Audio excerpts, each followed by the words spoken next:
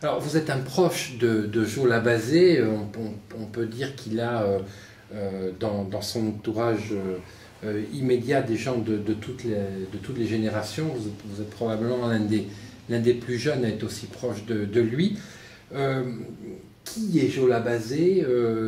Comment fonctionne-t-il? Quelles sont ses qualités? Parce que je pense que vous laisserez à vos amis du MoDem et de l'UMP éventuellement la joie de parler de ses défauts s'il en a, mais quel est le portrait à la fois politique mais aussi assez personnel, assez humain que vous pouvez faire de lui, parce que vous le connaissez depuis longtemps et vous le voyez souvent? Alors c'est vrai que je fais partie des proches de Jo Labazé qui travaillent depuis longtemps dans ce conseil général. Et c'est ce qui m'a plu quand je suis arrivé, au-delà du fait qu'il était le président du groupe, c'est le fait que dans le cadre de sa fonction de président, il a accompagné les nouveaux venus dans la connaissance des dossiers, parce qu'il faut le dire, le conseil général c'est quelque chose de complexe, de très complexe même. Il faut bien facilement une année avant de maîtriser tous les contours de l'ensemble des dossiers. Et Georges Labazé fait partie de ces élus qui suivent la progression des nouveaux arrivés, qui les accompagnent dans la décision. Et donc il a ce côté aussi, cette relation, cette chaleur humaine, le petit coup de fil sympathique pour voir si la réunion s'est bien passée, pour voir où on en est du traitement de tel ou tel dossier, qui font qu'on se sent appuyé, épaulé. Et puis, il a commencé en politique, je crois, dans les années 70, derrière André Labarrère. Il a eu un excellent professeur. C'est aujourd'hui celui qui a le plus d'ancienneté en termes de mandat électif dans ce conseil général. Donc forcément, toute la connaissance des dossiers, la parfaite maîtrise de l'ensemble des politiques départementales et surtout toute l'histoire de ce conseil général qui effectivement a évolué au fil du temps. Alors, c'est un peu aussi finalement le portrait de Jean-Jacques Lasserre ou de Jean Castin que vous faites, parce que ce sont des vieux de la vieille, l'un comme l'autre, ils connaissent très bien l'institution, ce sont des gens qui sont plutôt chaleureux.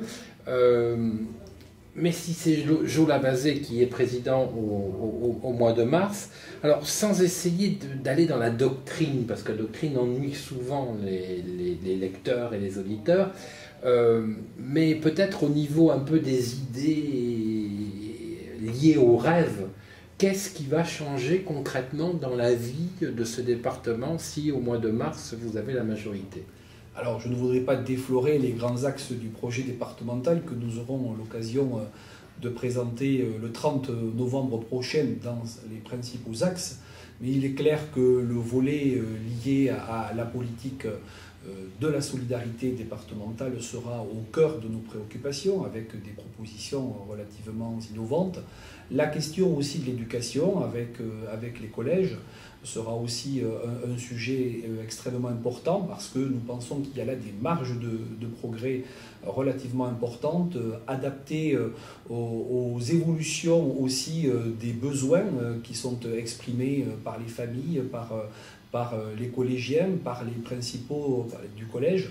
On a eu sur ce sujet-là, par exemple, un retard important sur notre département qui, du temps de François Bayrou, par exemple, nous classait en avant-dernière position des départements français en termes d'investissement en direction des collèges. Il a fallu que sous les boutoirs des élus de gauche, on arrive à contraindre l'exécutif en place de lancer un grand programme de rénovation des collèges de ce département. C'est d'ailleurs dans ce cadre-là, après 5 ans de bataille, que j'ai réussi sur le canton de Bayonne-Nord à lancer la rénovation des 2 collèges, donc Albert Camus à Bayonne, 9 millions d'euros tout de même consacrés sur ce collège avec l'installation du centre départemental d'éducation pédagogique, et le collège de Boucau avec un nouveau projet, là aussi 7 millions d'euros. On est sur quelque chose d'assez conséquent, mais on a pris beaucoup de retard sur ces dossiers. Donc ce qui fait qu'on n'a pas eu suffisamment de réflexion sur la place du collégien dans le collège, eu égard à la responsabilité du conseil général. Nous serons amenés à faire des propositions assez innovantes en la matière. Alors on va revenir un peu sur vos terres. Est-ce que déjà vous avez choisi votre suppléante? Est-ce que vous savez qui ça va être? Alors, ma suppléante sera une Bayonnaise connue, élue municipale, qui a été également élue conseillère régionale, très connue sur Bayonne, particulièrement sur ces quartiers de Bayonne Nord. C'est Colette Capdevielle, dont tout le monde sait à quel point elle est impliquée, investie sur Bayonne et de façon générale sur tous les sujets touchant à la politique, eu égard à ses compétences aussi bien professionnelles que ses mandats d'élus successifs au cours desquels elle a pu apprendre et maîtriser tous les contours des différents dossiers. Alors si on fait le tour des cantons, on va peut-être commencer par le Nord. Il y a cette candidature de Marie-Josée Espiob, c'est-à-dire de la maire de Boucau, dont vous êtes l'adjoint. Elle nous a dit ici même qu'il n'y avait rien de personnel vous concernant, que simplement le Parti communiste espérait pouvoir remporter un canton dans le département, et s'il y en avait un, ça serait celui-là. Elle nous a dit aussi que si elle était derrière vous, immédiatement elle se désisterait en votre faveur et que les communistes joueraient le jeu et voteraient pour vous au second tour. Est-ce qu'il en est de même de votre côté si au soir du premier tour vous étiez derrière elle? Est-ce que d'une part vous retiriez pour qu'elle puisse avoir toutes ses chances face à la droite et au centre? Et est-ce que vous-même vous appelleriez l'ensemble des socialistes à voter pour une candidate communiste? Alors, du front de gauche.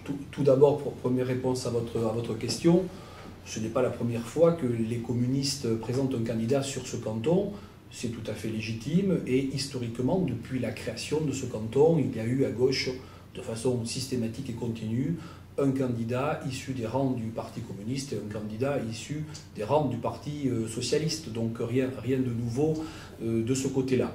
Après, effectivement, aussi bien Marie-Josée Espiob qui vous l'a exprimé que moi-même, nous ne nous trompons pas et savons dans quel camp nous jouons. Autant l'un que l'autre, nous sommes à gauche, nous l'affirmons, nous le revendiquons, et de la même façon que j'ai pu le faire à l'occasion des dernières élections municipales, où la liste conduite par Marie-Josée Espiob est arrivée en tête sans aucune hésitation. J'ai appelé aussi bien mes colistiers que les électeurs à s'engager derrière une liste de rassemblement. Si d'aventure je me retrouvais en seconde position, il en serait naturellement de même. Le rassemblement se fait, c'est un vieil adage républicain, au premier tour on choisit, au deuxième tour on élimine, mais j'espère bien être en tête du premier tour puisque je crois que mon investissement, mon travail au cours de ce mandat écoulé ont pu permettre aux électrices et aux électeurs de ce canton de voir la capacité de travail que je suis en mesure d'offrir.